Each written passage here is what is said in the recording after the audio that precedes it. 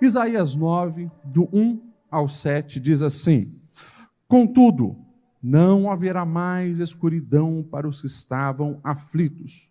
No passado, ele humilhou a terra de Zebulon e Naphtali, mas no futuro honrará a Galiléia dos gentios, o caminho do mar, junto ao Jordão. Verso 2: o povo que caminhava em trevas viu uma grande luz, sobre os que viviam na terra da sombra da morte, raiou uma luz. Fizeste crescer a nação e aumentaste a sua alegria, eles se alegram diante de ti como os que se regozijam na colheita, como os que exultam quando divide os bens tomados na batalha, pois tu destruíste o jugo que os oprimia, a canga que estava sobre os seus ombros e a vara de castigo do seu opressor, como no dia da derrota de Midian.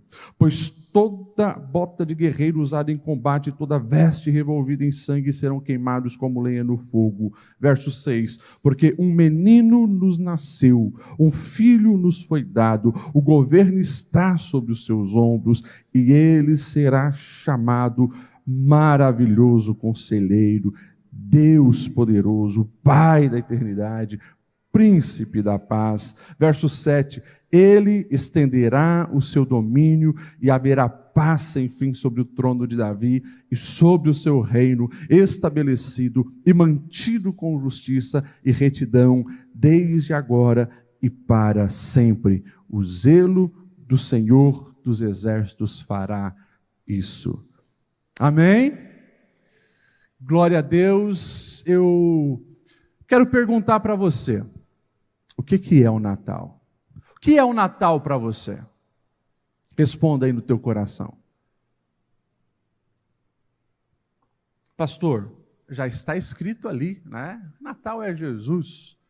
O Natal que satisfaz. E às vezes a gente simplesmente fala da boca para fora, né?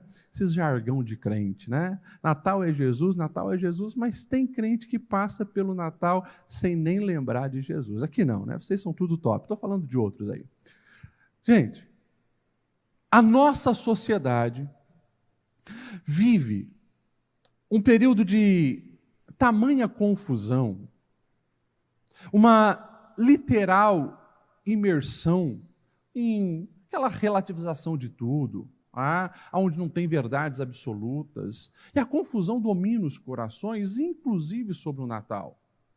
Para a maioria da sociedade ocidental que se diz cristã, por que se diz cristã? Porque é só da boca para fora. O cristão, que deveria ser aquele que vive a maneira de Cristo, ou que segue os ensinos do Senhor, ou que escolheu viver a sua vida nos padrões de Cristo, não acontece no Ocidente. É interessante. Algumas viagens que eu já fiz para o Oriente, eles pensam, né, que aqui o cristianismo é o que eles veem, por exemplo, em filmes, em novelas, na cultura pop do mundo ocidental. E a gente sabe que não tem nada de Cristo ali. Inclusive, o Natal tem sofrido muitas distorções. O nosso presidente sempre fala, né, que lamentavelmente a nossa sociedade, o Natal virou apenas troca de presente para dar uma movimentada no comércio. Não se fala de Jesus. Ou é um momento onde a família se reúne para muita comilança, tem lá o Chester de Natal, o Peru de Natal e assim por diante, mas não fala nada de Jesus. Outros querem celebrar apenas que pingou na conta o 13º. Outros é porque vão viajar. E passa batido uma das verdades mais importantes que nós poderíamos ter na nossa vida para, de fato, vivermos uma vida abundante e plena.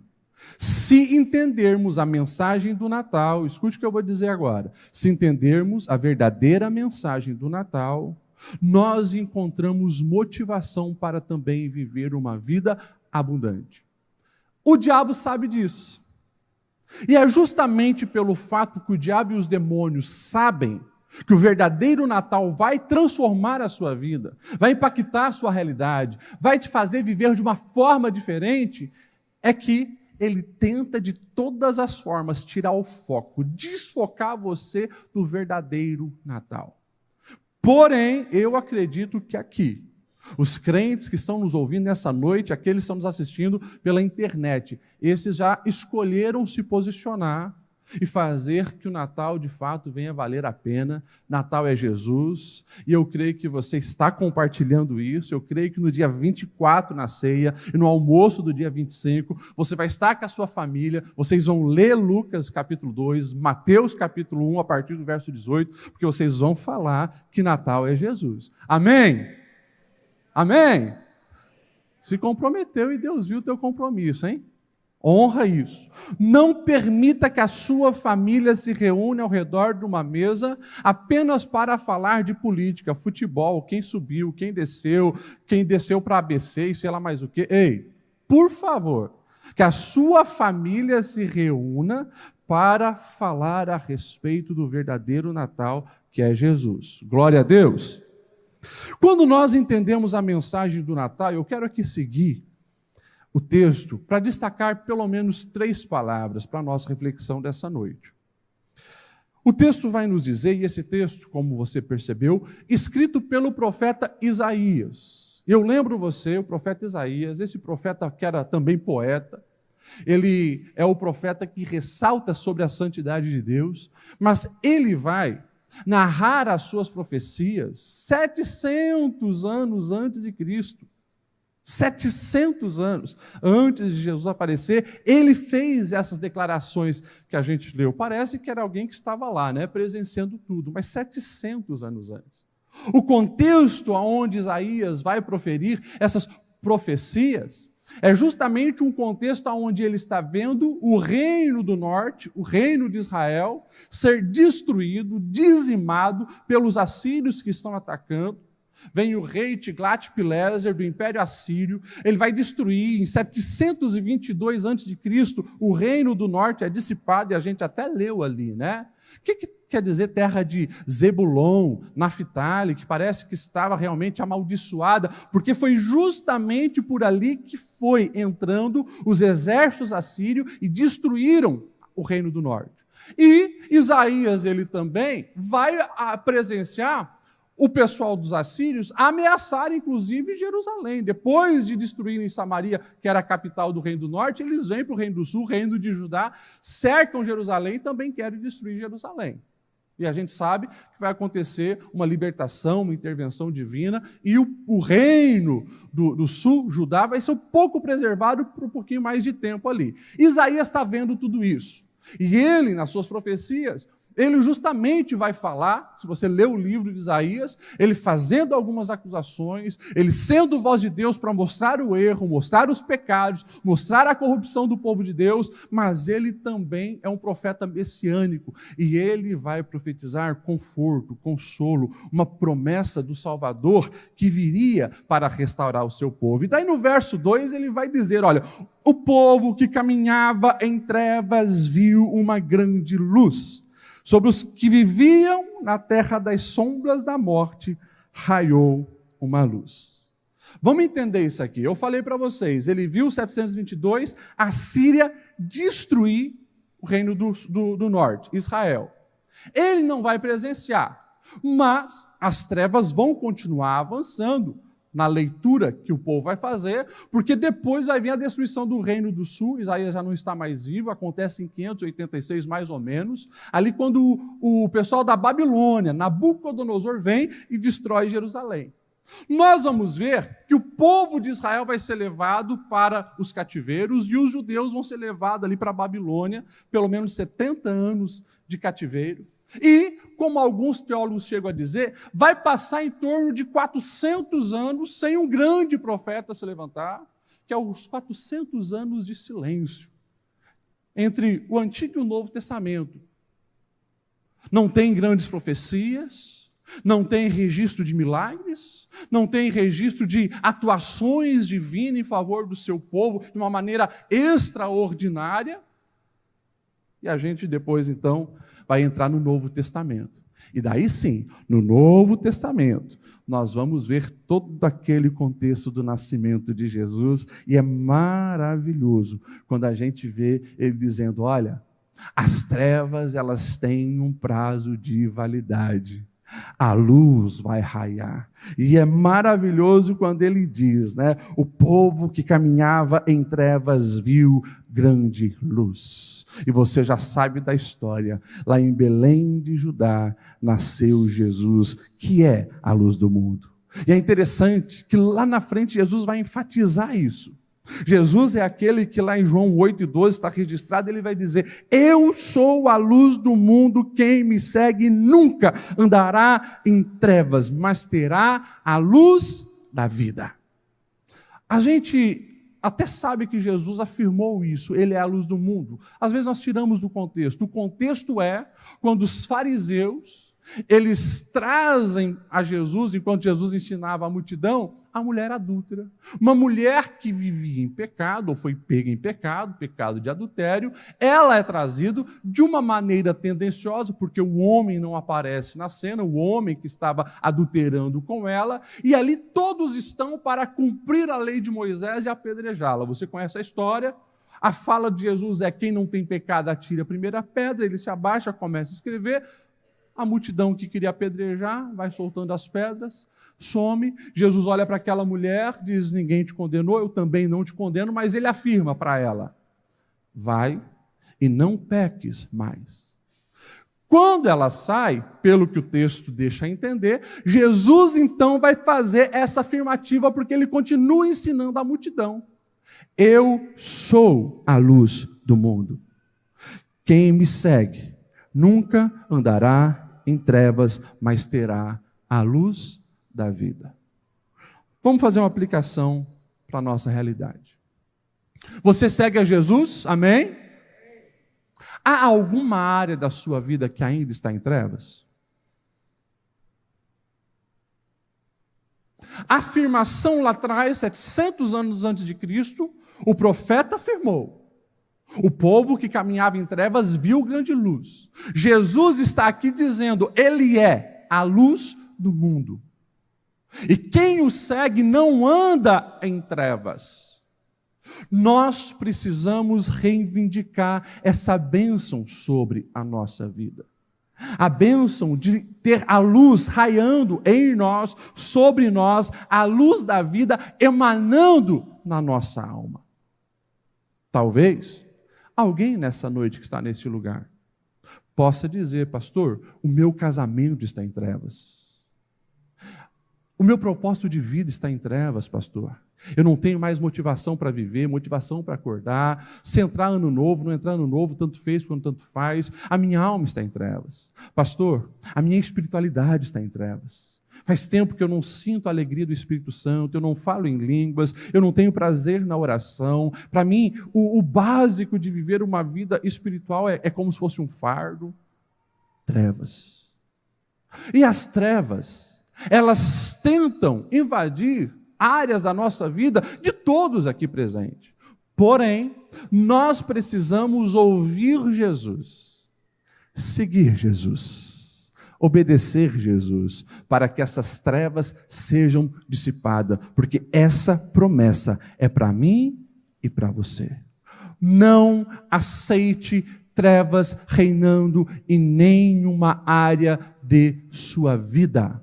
Se posicione como um servo de Deus, como uma serva de Deus. Siga Jesus intensamente, piedosamente. Ele conhece a sua alma, Ele perdoa pecados, Ele restabelece qualquer situação negativa. Ele veio para dissipar as trevas. Você me entende? Diz amém. Ou talvez, como algumas pessoas hoje estão dizendo, as promessas do Senhor já não funcionam mais para o nosso tempo. O agir do Senhor não é mais para a nossa época. Como alguns heréticos vão dizer nas redes sociais, Deus já abandonou a humanidade. Não. Deus não abandonou a humanidade. Aonde há um coração verdadeiro, com autenticidade, buscando a sua presença, Ele ali vai se manifestar. E Ele continua sendo a luz do mundo que dissipa todas as trevas. Você crê nisso, amém?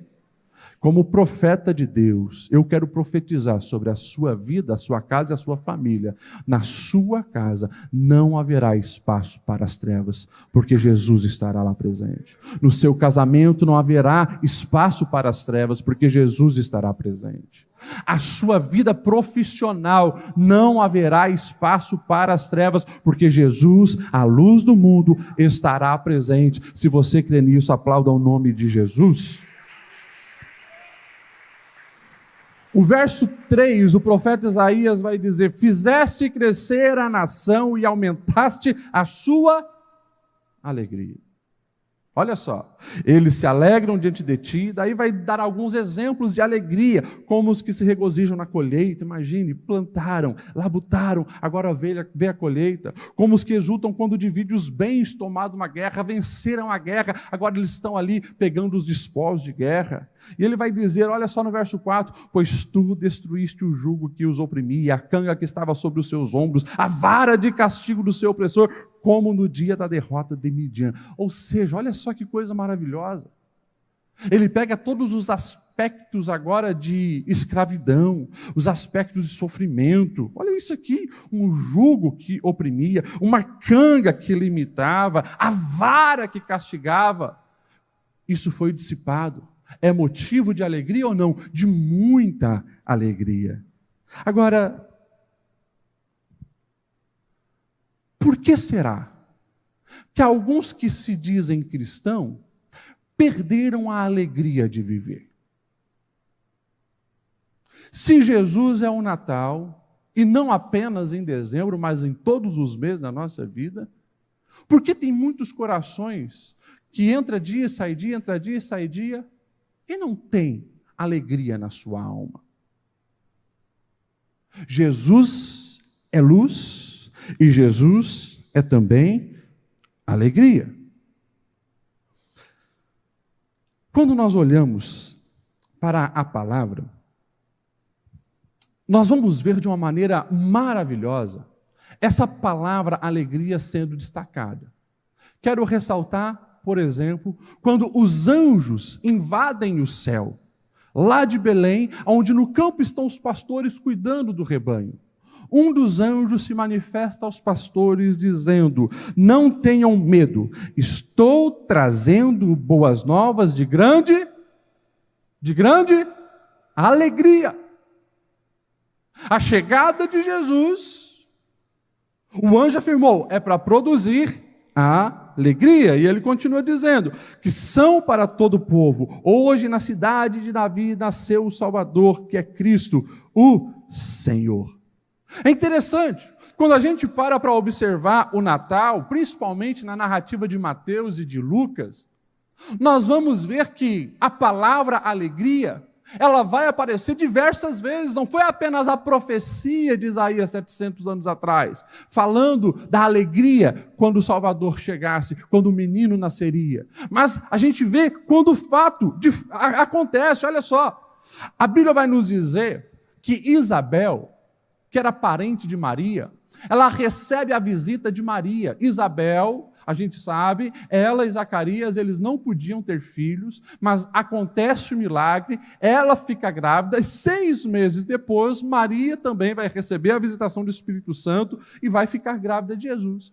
Maria se desloca de Nazaré, vai até a casa de Isabel e Zacarias, e o texto diz assim, que quando ela chega lá, Lucas 1,44, logo que a sua saudação chegou aos meus ouvidos, Isabel dizendo, o bebê que está em meu ventre agitou-se de alegria.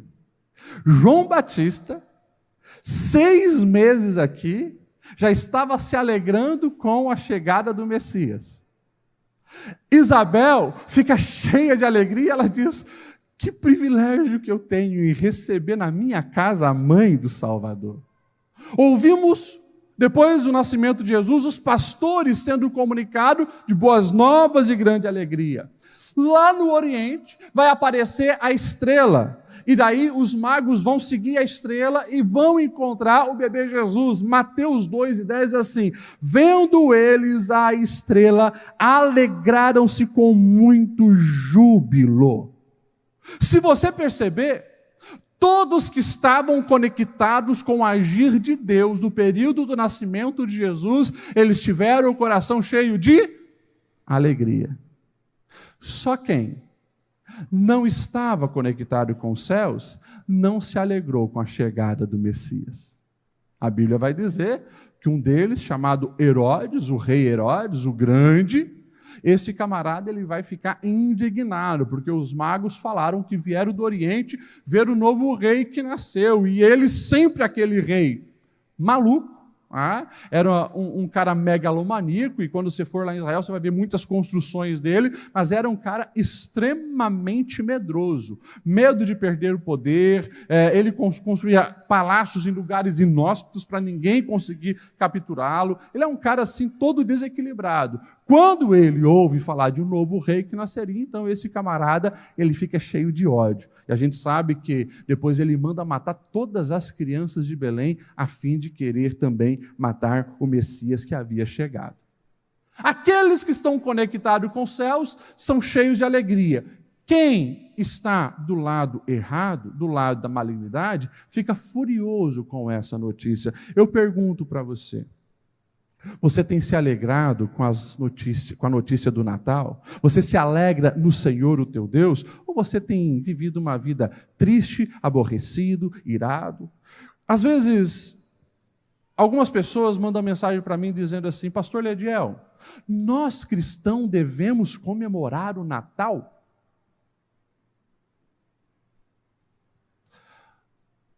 Eu tento entender o que está passando na cabeça da pessoa. Ou ela está muito mergulhada no Natal proposto pelo mundo, ou ela está bebendo em algumas fontes tendenciosas, algumas fontes desequilibradas, podemos dizer assim. Alguns dizem, não, a gente não deve comemorar o Natal porque Jesus não nasceu 25 de dezembro. O nosso presidente já explicou algumas vezes aqui, provavelmente não. Essa época é muito fria em Israel, os pastores não estariam ao campo, porque às vezes até neva naquela região, eles não estariam ao campo com os seus rebanhos. Provavelmente não foi em dezembro. Mas a pergunta é, quando foi que Jesus nasceu? Alguém pode explicar? Existe o registro na Bíblia, uma data, Jesus nasceu no dia tal? Não, não tem. O importante é que Jesus nasceu. Daí uns vão mais profundamente, não, porque essa data é uma data pagã. Porque no Império Romano, eles ali celebravam o Deus tal, a divindade tal. Mas qualquer um que entende o básico de história sabe que no século IV o imperador Constantino vai ser o primeiro imperador cristão. O que Constantino vai fazer? Ele vai pegar todas as datas pagãs, todas, que eles usavam essas datas justamente para honrar todas as outras divindades do mundo pagão. Ele vai dizer, é feriado nesse dia, é feriado nesse dia, é feriado nesse dia, não vamos mais celebrar essas divindades. A partir de agora, Jesus é o centro, muda o calendário, muda todas as coisas, e inclusive as datas de feriados agora vai ter conotação cristã. Mas algumas pessoas, literalmente, elas, nos nossos dias, elas vão para a internet e começam a xingar, né? Por exemplo, The Blue, fazendo cantata de Natal, uma data pagã. Ei, gente, eu espero que todos aqui sejam maduros o suficiente. Não estamos defendendo o 25 de dezembro, estamos defendendo que o Messias nasceu, ele veio para nos salvar, alegrar a nossa alma. Então, nós, os cristãos, precisamos ser aqueles que mais celebram, porque o menino nos foi dado para ser o nosso Salvador, o resgatador da nossa alma. Glória a Deus por isso. Amém. Precisamos também nos alegrar, porque quando nós olhamos para esses dias do Natal, do nascimento de Jesus, nós vamos ver mais uma vez a manifestação da soberania de Deus. O Senhor estava ali cumprindo as suas promessas. Vou dar alguns exemplos para você, não tem como a gente falar de todas, mas desde lá do Gênesis, da queda do homem, em Gênesis 3:15, a afirmação de que o descendente da mulher esmagaria a cabeça da serpente. Nós vamos ver novamente o profeta Isaías, lá no capítulo 7, verso 14, ele dizendo assim: por isso o Senhor dará a vocês um sinal. Qual é o sinal? A virgem ficará grávida, dará à luz um filho, chamará Emanuel, Deus conosco. 700 antes, o profeta estava falando, a virgem ficará grávida. O que acontece na vida de Maria? Miqueias é aquele que vai dizer: tu, Belém Efrata, embora pequena entre os clãs de Judá, de ti virá para mim aquele que será o governante sobre Israel. Suas origens são no passado distante, nos tempos antigos. Ou seja, mesmo Maria sendo de Nazaré, ali no período onde ela ganharia o menino Jesus, o dedo de Deus vai na capital do império, passa a guarda pretoriana, entra no palácio do imperador, o homem mais importante de toda a época. E de repente, César Augusto está emitindo o decreto dizendo: todos devem fazer um recenseamento, então vão para a sua cidade natal. E lá pega José e Maria e tem que descer para onde? Belém da Judéia, bem no período que Jesus ia nascer. E a profecia, mais uma vez, se cumpre.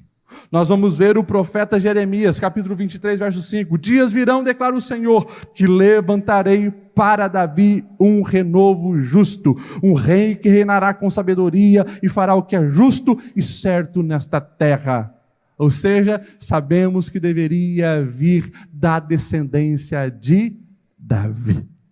E isso acontece. Então as profecias, elas vão se cumprindo.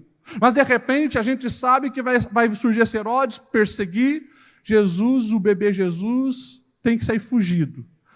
Lá da região de Belém, vai ter que sair fugido lá para o Egito. Mas o profeta Oséias, ele já havia declarado: do Egito chamei o meu filho.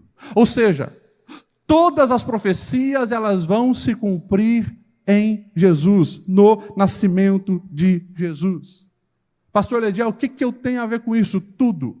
Porque eu estou aqui para afirmar para você que nós devemos nos alegrar, porque esse Deus não mudou.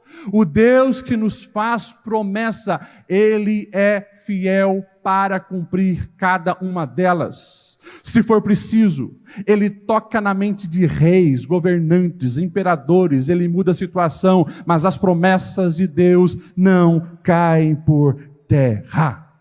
Você pode pegar na mão de quem está do seu lado e falar para essa pessoa: Deus continua cumprindo promessas, creia nas promessas sobre a sua vida.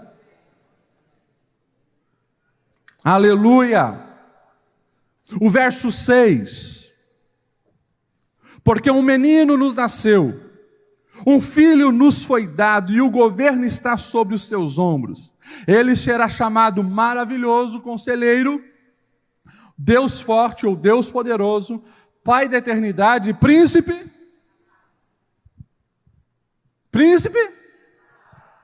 da Paz. Jesus é luz e esperança, Jesus é alegria, Jesus é paz. E esse é o verdadeiro Natal. Muito além de presente, muito além de luz, muito além de qualquer outra coisa. Luz e esperança, alegria e paz. Isso precisa reinar na sua alma. É interessante, deixa eu voltar um pouquinho também na profecia de Miqueias. Miqueias, ele é contemporâneo do profeta Isaías. É claro que Isaías, ele era da classe alta, ele profetizou em Jerusalém, vivia e convivia com reis. Miqueias é do interiorzão, profeta do interiorzão. Mas Deus usou ambos de uma maneira intensa naquele período por volta de 700 a.C. Olha só o que Miqueias está dizendo.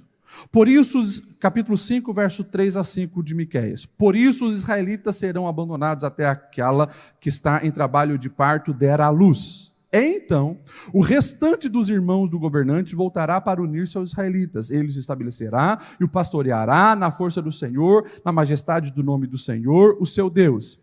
Eles viverão em segurança, pois a grandeza dele alcançará os confins da terra. Eu quero destacar o verso 5. Miqueias 5 e 5. Onde o profeta, 700 anos antes, está dizendo que o Messias será a sua paz. Ele será a sua paz. ele, de uma maneira explícita, está dizendo: o Messias vai ser a sua paz. Isaías está dizendo: ele será chamado príncipe da paz. O que você acha que é o príncipe da paz? Por que o Messias foi chamado de príncipe da paz? Primeiro, o Messias, ele era o único que poderia nos dar a paz com Deus, antes de nos encher da paz de Deus. Explica isso, pastor Lediel. Como assim? A verdadeira paz começa não tendo a paz de Deus, primeiro a paz com Deus, porque a paz de Deus, ela é consequência da paz com Deus.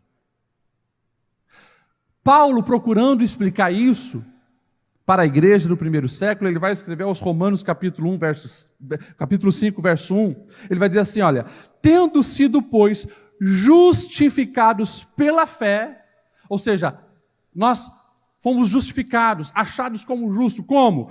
Temos paz com Deus por meio do nosso Senhor Jesus Cristo. Ou seja, Jesus nasceu para morrer. Jesus nasceu com o objetivo de representar a humanidade. Você já sabe qual é o plano da salvação. Por que Jesus teve que vir como um bebê? Por que Jesus tem que vir como um ser humano? Para nos representar. Não existia homem nessa terra, mulher nessa terra, que poderia suprir aquilo exigido pelo Pai.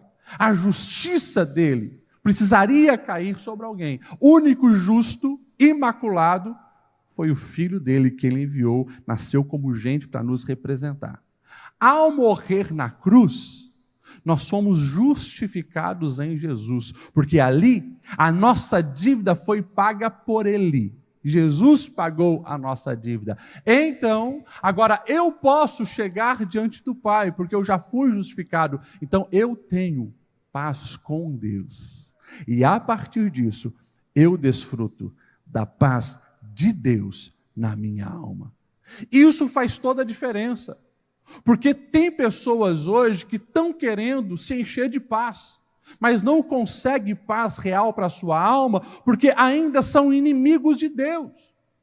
Ainda não se renderam ao Senhor Jesus, não aceitaram o mérito da cruz sobre a sua vida, não aceitaram essa graça e esse favor imerecido. Consequentemente, eles continuam separados de Deus. E como que faz, pastor Lediel?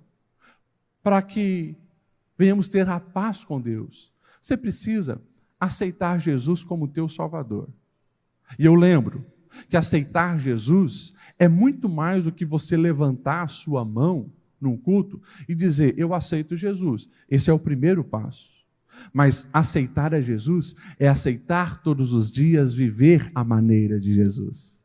É aceitar todos os dias obedecer a palavra de Jesus. É aceitar todos os dias ser conduzido pelo Espírito Santo de Deus sobre a nossa vida. Isso é aceitar Jesus, e todos nós precisamos aceitá-lo todos os dias. Todos nós precisamos arrepender dos nossos pecados, confessá-lo como nosso Senhor, aquele que governa a nossa vida, e a partir disso nós obtemos paz com Deus. Você me entende, amém?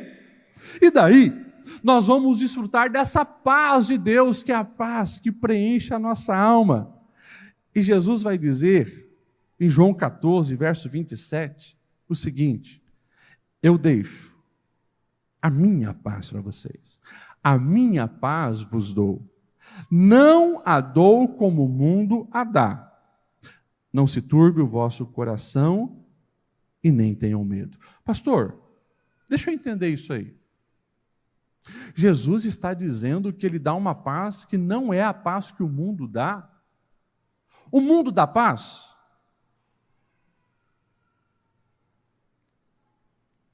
E aí? Sabe o que é a paz para o mundo? A paz para o mundo é o que muita gente diz agora, no fim do ano, né? Eu preciso tirar uns 15 dias de férias. Eu quero ir para a praia, não quero ter horário, quero comer bem, quero ficar olhando as ondas do mar. Tá? não me liguem, vou bloquear meu celular. Ou seja, o que ele está dizendo? Paz é ausência de problemas. Agora, as férias vão durar para sempre? Dia 10 tem que voltar para a labuta. E a fila de problema está ali na porta. Eu sou o próximo. Eu sou o próximo. A paz prometida pelo nosso Senhor é uma paz totalmente diferente. Não é a ausência de problemas, até porque, seja rico, seja pobre, seja famoso, ou seja alguém que não é conhecido, todos teremos nossos problemas. A paz que o Senhor nos oferece é a paz verdadeira. Até mesmo quando a vida dói, a alma continua satisfeita nele. A confiança está nele. Você me entende? Amém?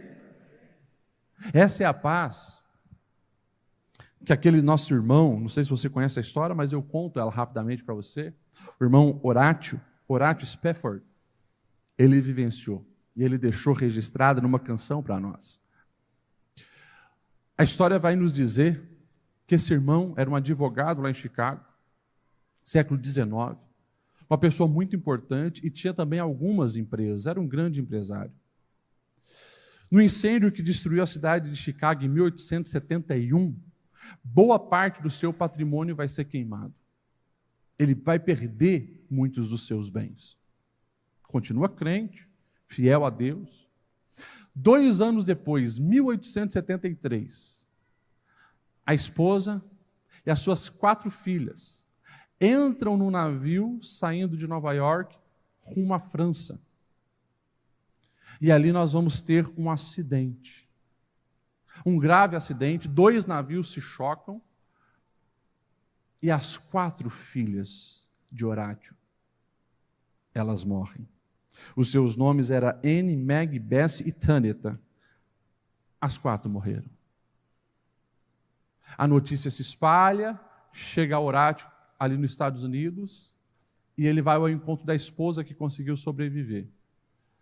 A história diz, quando ele estava atravessando o Atlântico, passando próximo à região onde o acidente havia acontecido, o Espírito Santo veio sobre ele e ele sentiu uma paz enorme. E ele escreveu o hino It is well with my soul, que nós conhecemos aqui no Brasil de uma outra maneira, dizendo assim: se paz a mais doce me deres gozar, se dor a mais forte sofrer. Quem conhece canta. Ó, seja o que for, tu me fazes saber que feliz com Jesus sempre sou. Sou feliz com Jesus. Sou feliz com Jesus, meu Senhor. Essa é a paz que o Senhor tem para os seus. Essa é a paz verdadeira, essa é a paz que muitas vezes estamos cercados por luta e desafio da nossa realidade terrena, mas nós continuamos crendo. Ele nos sustenta, Ele é soberano, Ele está no controle de todas as coisas, nele a minha alma pode descansar. É o que lá atrás o salmista Davi vai dizer: ainda que eu ande pelo vale da sombra da morte, eu não terei medo, porque o Senhor está comigo. Essa é a paz que Jesus nos oferece. E claro, é uma paz que perdura, é uma paz que não tem prazo de validade. Como lá em Apocalipse, na Revelação, João vai nos dizer, lá no capítulo 21, verso 4, esse Deus, Ele também enxugará dos nossos olhos toda lágrima. E para onde nós estamos caminhando, não haverá mais morte, nem tristeza, nem choro, nem dor, pois a antiga ordem já passou. Isso é o que Jesus nos oferece. Paz real e verdadeira na jornada da vida, a paz eterna na glória com Ele. Você pode dizer para quem está do seu lado: Jesus é a sua paz? Vamos colocar em pé, para nós finalizarmos essa reflexão. Isso é o Natal. Natal é Jesus. Está aqui. Ele nos satisfaz. Natal é para todos. A revelação foi para os simples pastores pobres lá de Belém. A revelação foi para os magos do Oriente, que pelos presentes que trouxeram, eram pessoas ricas e abastadas. É para todos, mas todos aqueles que escolhem viver o verdadeiro Natal. Vamos aplicar para a nossa vida agora. Vamos ser pessoas maduras para fazer com que a nossa alma reflita no que foi ministrado nessa noite. Natal é luz e esperança. Natal é alegria. Natal é paz. O mundo vai celebrar o Natal. Mas aí você pega uma notícia simples. Remédio mais vendido no ano de 2023, 2024. Antidepressivo. Opa! A consequência está evidente. Os falsos natais não preenchem a alma. Não existe presente que o dinheiro pode comprar que preencha a alma. Não existe luz bonita, pinheiro elegante, não existe mesa farta que possa verdadeiramente unir uma família e trazer alegria real. Não existe dinheiro no bolso que possa trazer a paz com Deus. É só Jesus. Ele é o único caminho. Ele é a verdade. Ele é a vida. E todos nós nesse ambiente, provavelmente já ouvimos algumas dezenas de vezes essa história. Porém, pode ser que nas confusões do mundo, a gente acabou flertando com o falso Natal. E talvez tem gente aqui hoje que faz tempo que não sorri de verdade. Faz tempo que não consegue colocar a cabeça no travesseiro e ter paz verdadeira. Faz tempo que não consegue encontrar um sentido para a vida. Faz tempo que a vida está pesada. Ei, chegou um momento e não é feio para ninguém você dizer: eu estou precisando redescobrir na minha vida o verdadeiro Natal. Eu estou precisando na minha história resgatar a essência do verdadeiro Natal. Eu preciso mais de Jesus. Eu preciso mais de Jesus. Feche os seus olhos. Vamos orar. Deus, obrigado pela tua palavra. Obrigado pelo teu Espírito Santo que está entre nós, nos fazendo entender o sentido do Natal. E pelo poder que há no nome de Jesus, no sangue de Jesus, nós tomamos posse na nossa vida essa luz que dissipa as trevas e gera a segurança, a esperança na caminhada. Tu conheces os corações aqui, Senhor, de cada um que está presente.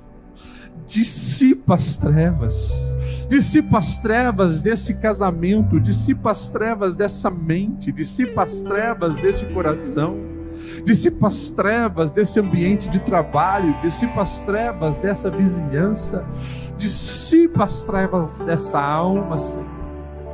Venha com a tua luz radiando sobre nós, iluminando o nosso caminho, aquecendo a nossa alma e dando, Senhor, a esperança que precisamos. nós tomamos posse da alegria que vem de Ti.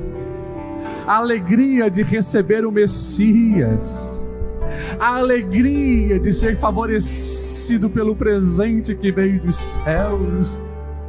Nós nos alegramos em Ti, Senhor. Estamos aqui afirmando que Tu és o motivo da nossa alegria. A nossa alegria não vem de dinheiro, não vem de fama, não vem de poder, não vem de trabalho. A nossa alegria vem de Ti, Senhor. E nós nos arrependemos se em momentos nós tentamos colocar algo para ser fonte de alegria. Já percebemos que nada dá certo.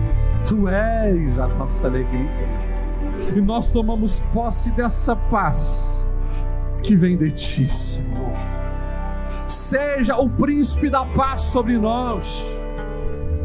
E que cada um aqui presente, Senhor, possa ter essa paz na sua alma, dissipando toda angústia, dissipando toda aflição, dissipando toda depressão, dissipando toda síndrome do pânico. Nós tomamos posse da Tua paz sobre nós, Senhor. Reivindicamos essa paz sobre nós. Acalma a nossa alma com a Tua paz e nos faça entender, Senhor, que Tu não perdeu o controle, que a nossa vida está nas Tuas mãos, que se nós estamos em Ti, podemos descansar, mesmo em meio à perseguição, em meio à dificuldade, em meio a desafios. A nossa alma descansa em Ti, Príncipe da Paz. E nós abraçamos o verdadeiro Natal, a essência do verdadeiro Natal sobre a nossa vida, sobre a nossa família. Vamos caminhar de cabeça erguida, porque esse menino veio, está conosco, é o Emanuel. E se Deus está conosco, não temos nada a temer. Oh, aleluia! Você pode dar um abraço em quem está do seu lado e diga para as pessoas: o Emanuel chegou, Deus está conosco. Se alegra, desfrute de paz, Deus está conosco, aleluia.